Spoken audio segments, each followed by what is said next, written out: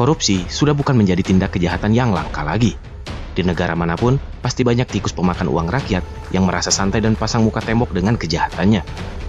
Sekalipun akibat ulahnya sangat banyak orang yang sangat dirugikan. Namun setiap negara juga punya hukuman tersendiri yang bisa membuat sang koruptor jera dan tidak mengulangi aksi yang sama. Berbeda halnya dengan di Indonesia yang kasus korupsinya kian merajalela. Mungkin karena hukuman yang bisa dibilang masih terlalu ringan. Negara-negara berikut ini tidak tanggung-tanggung dalam menghukum para pencuri uang rakyat. Jika dibandingkan dengan hukuman penjara 15 tahun di negara kita, tentu saja belum ada apa-apanya. Jika ada pejabat dan berani melakukan korupsi di beberapa negara ini, siap-siap saja nyawa mereka melayang karena menerima hukuman yang saking kejamnya. Berikut ini adalah beberapa hukuman sadis bagi para koruptor yang ada di seluruh dunia. Namun sebelum lanjut, support kita dengan klik subscribe dan nyalakan juga lonceng notifikasinya. Sama-sama kita bangun channel ini untuk memberikan informasi unik dan menarik lainnya yang ada di dunia ini.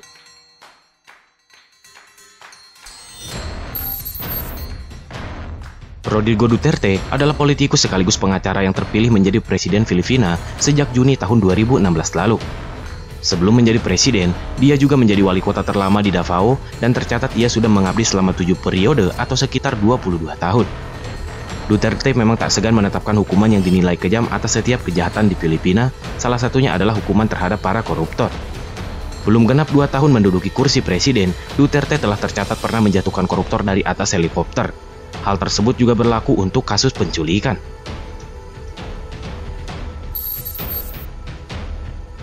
Arab Saudi terkenal dengan negara yang menerapkan hukum sesuai dengan syariat Islam.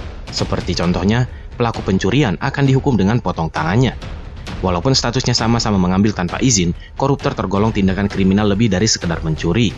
Hukumannya jelas setimpal dengan apa yang dilakukan.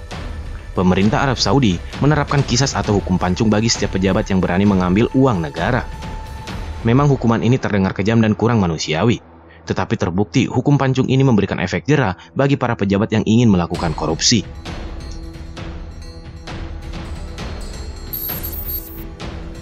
Sudah bukan rahasia lagi kalau negara yang dipimpin oleh Kim Jong-un ini punya segudang aturan pemerintahan yang sangat disiplin. Tidak terkecuali hukuman untuk para koruptor. Ada banyak jenis hukuman diterapkan di negara yang terkenal dengan rudalnya ini. Ada hukum tembak, diracun, dibakar hidup-hidup, hingga dijadikan sebagai santapan anjing. Eksekusi yang disebut Kuan Jue ini memang membiarkan anjing liar kelaparan selama 3 hari. Lalu sang koruptor ditelanjangi untuk kemudian dilempar ke kandang anjing. Sebagai contoh, pada tahun 2013 lalu, Kim Jong-un mengeksekusi pamannya sendiri Jang Song-taek yang dikenai sejumlah tuduhan, mulai dari korupsi hingga merencanakan kudeta. Setelah tewas ditembak, tubuh Jang Song-taek dijadikan makanan untuk anjing kelaparan dan dipertontonkan di depan seluruh pejabat negara.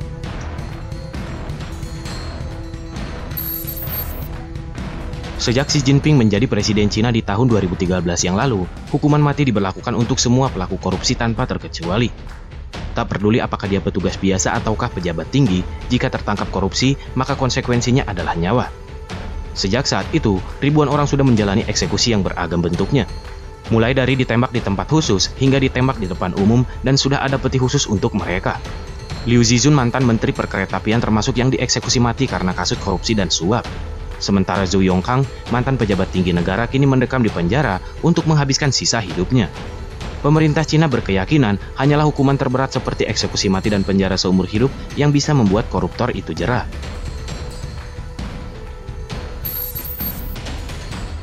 Langkah yang diambil oleh negara tetangga kita untuk menghukum para koruptor sangat patut diacungi jempol. Setidaknya negara ini lebih serius menghukum para tikus kantor daripada negara kita sendiri. Sejak tahun 1961, Malaysia membuat undang-undang khusus yang berisi aturan hukum gantung kepada setiap pejabat yang berani menggelapkan uang negara. Dan terbukti, para pejabat akan berpikir 2 hingga 3 kali jika mau menyentuh uang rakyat yang bukan hak mereka.